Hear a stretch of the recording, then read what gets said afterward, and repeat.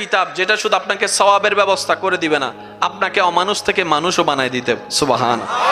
এবার বলেন তো একটা জিনিস দেখেন, কোরআনের যে কত মুজিজা। আমরা যে কোরআনটাকে শুধু একটা আসমানি কিতাব মনে করি, ভাইয়া এটা এতটুকু সীমাবদ্ধ না। আপনি এই কোরআনকে বুকে নিয়ে, রাসূলের মহব্বতকে সাথে নিয়ে, আল্লাহর ভয়কে সাথে নিয়ে পৃথিবীর যে কোনো জায়গায় যাবেন, মাথা নিচু করে আসতে হবে না, মাথা উঁচু করে আসতে পারবেন ইনশাআল্লাহ। শুধু সিস্টেমটা জানা থাকার দরকার। আমি বেশি বিরক্ত করব না, মনোযোগ আছে আপনাদের? এবার বলেন কোরআনুল কারীমের সূরা কয়টা? আপনাদের কষ্ট লাগলে চলে যেতে পারেন, আশেকরা বসেন। কোরআনের সূরা কয়টা? জোরে বলতে হবে। 114 সূরার মধ্যে সবচেয়ে বড় সূরার নাম কি? সূরা সূরা সূরা সূরা। আর ফাতিহা হচ্ছে সূচনা। ফাতিহাকে এক সাইডে রাখলেন, বড় সূরা কি? বাকারা। বাকারা মানে কি? গাবি। এবার প্রশ্ন করি, মানুষ, পাখি, পশু, গাবি এটা কোন দলে? জোরে বলতে হবে, আরো জোরে বলতে হবে। তাহলে গাবিটা পশুর দলে, কোরআনটা মানুষের জন্য। অমাওলা দিলাম গরে, নাম দিলা গরুর।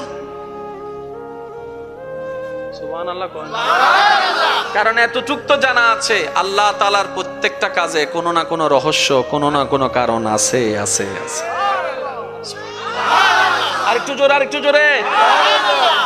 আল্লাহ তাআলা বলে, বান্দারে এই কোরআন শুধু সওয়াবের কিতাব নয়, এটা তোর জীবনের পঙ্খানো গাইডলাইন। যদি অন্তরে চোখ দিয়ে বুঝতে পারিস, দেখতে পারিস, শুনতে পারিস, এই কোরআন তোর জন্য নূর হয়ে যাবে। সুবহানাল্লাহ। এবার আসুন, বাকারা পশুর দলে। এবার কোরআনের সবচাইতে শেষ সূরার নাম কি বলেন? সূরা নাস। সূরা নাস মানে কি? নাস মানে অমলা, বুঝলাম না।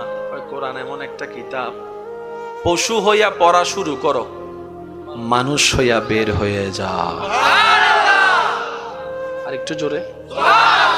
পশু হইয়া নেওয়া শুরু করো, নূর এটা আস্তে আস্তে আস্তে আস্তে আস্তে নেওয়ার মতো যদি নিতে জানো, তোমার সব অমানুষত্ব চলে যাবে। আর অমানুষত্ব কাকে বলে? ভালোবাসা অমানুষত্ব নয়, ঘৃণা অমানুষত্ব, হিংসা অমানুষত্ব, অহংকার অমানুষত্ব। থাকে কোথায়? মন করে নূর দাখিল করেন, শয়তান বের হয়ে যাবে। আপনি মানুষের মতো মানুষ হবেন। কেমন মানুষ? এলাকার মানুষ, আপনার পরিবার নয়, শুধু আপনার মরণকালে আপনার এলাকার মানুষ পর্যন্ত আফসোস করবে একজন ভালো মানুষ হারিয়ে ফেলেছে। এটার নাম মানুষ। আর একটু জোরে বলেন না। যার কথা শুনে মানুষ কয় এত মানুষ মরে, হেতে মরে না, তা মানুষ হতে পারে না। জোরে বলতে হবে, তা মানুষ হতে পারে না। আজরাইলে এত জনেরে দেখে, তারে দেখে না। ঠাডা বইরে এত মানুষ মরে, তে মরে না। তাহলে সে এখনো মানুষ হতে পারে। আর মনে রাখবেন, সে রবের বান্দাও হতে পারে না। আর যে রবের বান্দাও হতে পারে নাই, জান্নাতের চিন্তাও তার মাথায় আসার দরকারও নাই, কারণ সে যখনও জান্নাতে যেতে পারবে না। কারণ রব জান্নাত বানিয়েছেন বান্দাদের জন্য।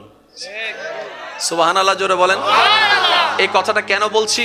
আপনারা ভাইয়েরা, শিক্ষিত ভাইয়েরা, অনেকেই তো ঢাকা শহরে অনেক বন্ধু বান্ধব আছে, বিভিন্ন কলেজ ভার্সিটির এক একজন এক এক কথা বলে। আপনারা মাঝে মধ্যে একটু সংশয়ের মধ্যে পড়ে যান, আসলে কি ধর্ম মানা দরকার? আমি শুধু এতটুকু বলবো, ধর্ম যাদের জ্ঞান আছে তাদের মানা দরকার, যাদের নিজের ভালো চাই তাদের ধর্ম মানা দরকার। কথা বলেন ঠিক কিনা? আর একটু জোরে বলেন ঠিক কিনা? এবার কোরআনের ভিতর সায়েন্স আছে না নাই? আর একটু জোরে বলেন। কমার্স আছে নাই? ফিজিক্স আছে না নাই? বায়োলজি আছে না নাই? ম্যাথমেটিক্স আছে না নাই?